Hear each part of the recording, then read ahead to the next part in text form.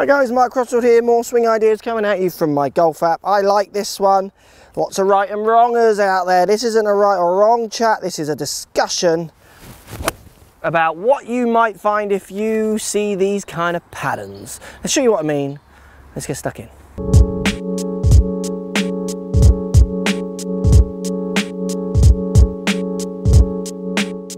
Right, I like this swing, it's very neat, it's very controlled. I can't imagine this player hits the ball particularly high. And I wouldn't imagine, and I don't know, that they're particularly good with a driver. So as soon as you start taking loft off the club, height's compromised even more, and they don't tend to hit it that high anyway. So it all kind of breaks down a little bit. So what we see is a right hand that's quite underneath the club, what people would call strong. That tends to want to put that twist into the club face and into the shaft, so it turns the club around that axis of the shaft. Then hit the ball straight, let's say get the club face back to 0 if you wanted to, or anywhere in relationship to a path that isn't too wild, they have to do that.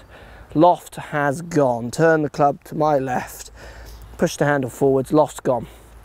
But if I do that and hit the ball and get what he gets, that kind of hold off feeling on the way through, people call it, that kind of bowing left arm, chicken wing as people call it, that can be very functional. It's a very functional move.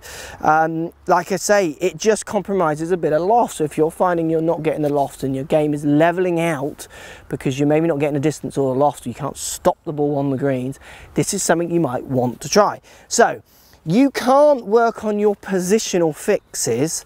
So handle too far forwards, bowed left arm, that's a problem. But if you were looking at that thinking you want to fix those issues, unless you fix the issue of that twist, because they're all there as a product of that twist. So what you could try, if you need to get better, which I presume you do, hence you've sent the swing, and I'm not saying this will make you better, but it will certainly maybe give you a few more options with some different clubs if you try this. Right hand more on top of the club. Look at loads of good grip videos out there. I've got some and lots of good pros have got some. Right hand much more on top than underneath than you've got it. Now there isn't an exact position for this, it just needs to be more on top than yours is, which will reduce that twist. Now if you were to do that with your right hand only and hit shots, you'll be worse because you'll hit the ball over there, because you'll still deliver that handle forwards and that elbow forwards, which means that face will point right, path maybe 0, and the ball's going to start right and cut away. You'll be worse. So you've got to do two things. If you're going to have a go with the grip, and you're going to have a go at presenting some loft rather than taking all the loft off, you're going to need right hand on top, and then you're going to need to feel at the bottom like the club head is overtaking your hands. Lockie my flick. Feel like that head is overtaking your hands.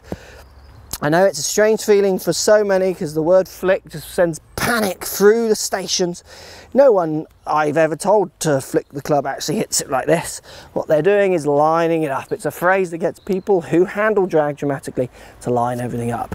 With a neutral grip, then that feeling of letting that club go beyond you at the bottom, I think you'll find you hit higher.